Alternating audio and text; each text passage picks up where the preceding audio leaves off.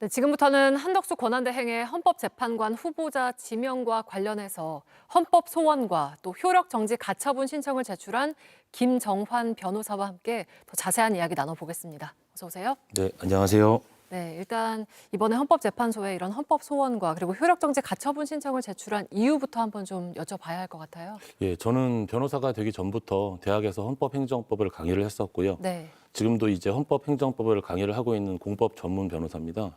제가 사회로부터 받은 자산이 헌법인데 헌법이 유린되는 상황이 계속 발생하고 있어서 네. 시민으로서 또 변호사로서 꼭 해야 할 일을 해야 된다고 생각을 했습니다.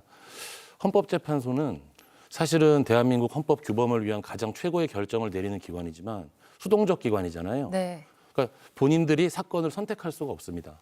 그래서 헌법재판소가 이런 그 위헌적 상황에 대해서 판단할 수 있도록 먼저 헌법소원을 제기하게 되었습니다. 네. 그러니까 누군가 먼저 물어야 네. 된다는 네, 거죠. 그렇죠. 어제 우원식 국회의장 같은 경우에도 가처분 신청과 함께 권한쟁의 심판을 청구를 했는데 이것과는 좀 별도로 진행이 예, 되는 권한쟁의와는 별개의 사건이고요. 네. 그 요건이 다릅니다. 권한쟁의는 국가기관의 권한의 유무와 범위에 대한 것이고요. 헌법소원은 기본권 침해를 다루는 건데 네. 짧게 말씀드리면 권한쟁의는 필요적 변론 사건이기 때문에 지금 현재 진행이 되더라도 4월 18일 전에 즉 두 분의 재판관이 이제 퇴임을 하시게 되는데요. 네. 변론을 열고 선고기일을 잡는 데까지 시간이 너무 촉박하고 사실 거의 불가능한 상황입니다.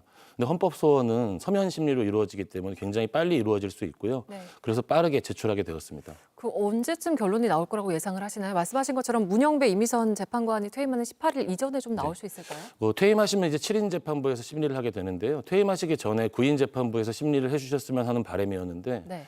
저도 좀 놀랐을 정도로 지금 제출하자마자 이틀 만에 네. 주심 재판관 배정 및 전원 심판부에 회부가 되었습니다. 네. 금요일. 예. 네. 어제 연락을 받았고요. 아마 다음 주 중에 전원 9인 재판부에서 심리가 열리는 것으로 저는 알고 있습니다. 네. 그러니까 정식 심판에 회부가 네. 된 만큼 네. 뭐 각하될 가능성이나 이런 건 좀 비교적 낮아졌다고 볼 수 예, 있을까요? 조금 이제 법적인 이야기인데요. 현재 대통령이 지명을 한 상태고요. 네. 아직 임명까지 사전 단계잖아요.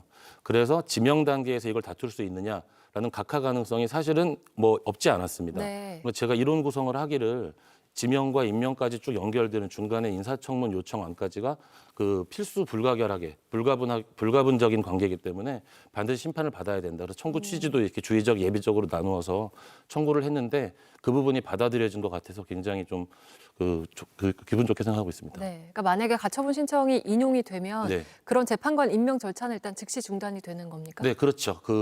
가처분 자체가 효력을 정지하는 효과를 발생하도록 가처분을 한 거고요. 네. 또 일부의 분들이 재판관 임명과 관련돼서 위헌이라고 선언했음에도 불구하고 임명하지 않은 것처럼 네. 가처분 결과가 나왔음에도 불구하고 임명을 하면 어떡하냐 이런 이제 의문도 가지시는데 이 경우에는 가처분이 이제 인용이 되는 경우에는 임명을 하더라도 임명의 효력이 발생하지 않기 때문에 네. 그 부분은 걱정하지 않으셔도 됩니다. 알겠습니다. 한덕수 권한대행이 뭐 이렇게 후보자 지명까지 좀 적극적으로 한 배경은 뭐라고 해석을 하고 계실까요? 저는 뭐 정치에 전혀 관련이 없는 사람이기 때문에 그 배경에 대해서는 알지 못하지만 법적인 판단은 아닌 것이 분명합니다. 왜냐하면 이분께서 분명히 12월에는 본인이 권한대행으로서 국회 선출 몫의 형식적 임명권도 행사할 수 없다라고 직접 말씀하신 분이거든요. 네. 따라서 그 배경은 뭐 정치적 의도로 해석할 수밖에 없고 법적으로는 그분께서 지금 이렇게 갑자기 태도를 바꾼 부분에 대해서는 좀 설명드리기 어렵죠. 네. 그러니까 예를 들면은 이완규 처장 같은 경우에는 인사검증 동의서를 낸 지 24시간도 네. 되지 않아서 후보자 지명이 된 걸 놓고 윤 전 대통령이 미리 정해놓은 거 아니냐 이런 지적도 있거든요. 그런 의혹들이 있는데 사실은 그런 의혹이 있을 만한 어떤 배경이 그런 상황인 것 같고요. 특히 중요한 게 네. 모든 재판관들이 사실 정치적 성향은 존재할 수밖에 없습니다. 본인들은 중도라고 하지만 우리가 분석하기로 또는 진보, 보수 이렇게 분석을 하잖아요. 하지만 역대 헌법재판소 역사에 정치권에 직접 몸담고 선거운동을 하셨던 분이 이렇게 재판관으로 지명된 경우가 없거든요. 네. 이런 경우는 굉장히 우려스러운 상황이라고 생각을 합니다. 네, 알겠습니다. 저희가 오늘 말씀 여기까지 듣도록 하겠습니다. 김정환 변호사와 함께했습니다. 고맙습니다. 네, 감사합니다.